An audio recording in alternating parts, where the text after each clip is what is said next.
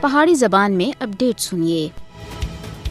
بھارتی مودی حکومت نہ صرف مقبوضہ جموں کشمیر کے مسلمانوں کے خلاف ایک جنگ چھیڑ رکھی ہے بلکہ بھارت کے مسلمان بھی بھارتی انتہا پسند حکومت کے نشانے دے ہوتے ہیں۔ مقبوضہ جموں کشمیر میں کشمیری مسلمانوں کی جائیداداں ضبط کرنا ہر دیہڑے دا وتیرا بن گیا اور اسی طرح بھارت کے اندر بھی وقف ترمیمی بل پاس کر کے بھارتی مسلمانوں دا استحصال کیا جا رہا ہے۔ حال ہی بھارتی قابض حکام دی طرف سے ضلع گاندربل اور پونچھ میں مزید 4 کشمیری آزادی پسنداں دی جائیداداں ضبط کر کے دیا ہے۔ اس کے نال کشمیری ملازمین کو بھی انہاں دے روزگار دے محروم کیتا جا رہا ہے اور انہاں دی جگہ غیر ریاستی ملازمین کو بھرتی کیتا جا رہا ہے، یعنی کشمیریوں کو ہر حوالے تھے مفلوق الحال بنایا جا رہا ہے تاکہ انہاں دی تحریک آزادی کشمیر کمزور ہو جائے۔ لیکن کشمیریوں دا بھی یہ عزم ہے کہ بھارت کی غلامی دے اوتے موت کو ترجیح دے رہے ہیں۔ مقبوضہ جموں کشمیر وچ املاک کی ضبطی ہوئے یا پھر ملازمین دی برطرفی، یہ سارا کچھ کشمیریوں دی مسلم شناخت کو ختم کرنے اور مقبوضہ جموں کشمیر وچ غیر ریاستی باشندوں کو بسانے دا بھارت دا